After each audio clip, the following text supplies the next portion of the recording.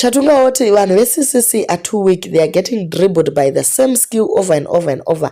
Ukuoma election results are out and Zanu PF is taking the lead. We'll come back to your channel. Please don't forget to like and subscribe. So Chatunga Mugabe abvunza or actually a comment akati vanhu ve-CCC hamuna kana strategy. What is happening?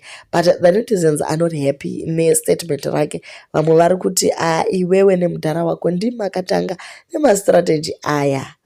Saka, what do you expect? Anditi makagara muchingoita zvekuba mavotes. So what do you think?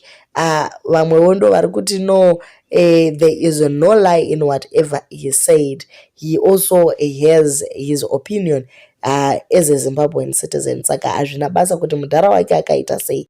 Vamwe wondo vari kuti personally I really think kuti Chamisa is a sellout pakutoda divine intervention. Ini ndiri kungoverenga zvanyorwa nevanhu. Vamwe vakati job seeker for president because mukomana ari kuramba achingoti nyaradza nezvinhu zvisipo. Kubulawayo almost masits ose atorwa neZanu PF. Ngeta yatora ne1550 against Ambrose Windi awana 1.439.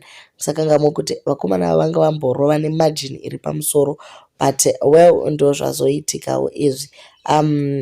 Kubait bridge as well Zanu PF yawina. Kubulawayo South ndivo vawina. Country Park they also took vakatora zvakare ku mabvuku apinda futi mukomana Scott vakati ivo macitizens ekwati aiwaka isusu tiri kufara because takutorera mazuva vari kuEngland vanga vakabata havo zviflower zvavo vakundobeka magwinya kana kuti anoiti mafetikuku something like that, but ndo zviri kuitika mumastreets izvi. Do leave your comments down below. Muchitaura kuti munofunga chii nezvataurwa naChatunga. I statement riri right here kuti hapana plan, they are being dribbled kana kuti it is beyond their power kubvisa Zanu PF. It is beyond their power. Amen kuti munofungawo kuti chii, but please let's just have a discussion. Tomboonesanawo guys kuti what are we doing?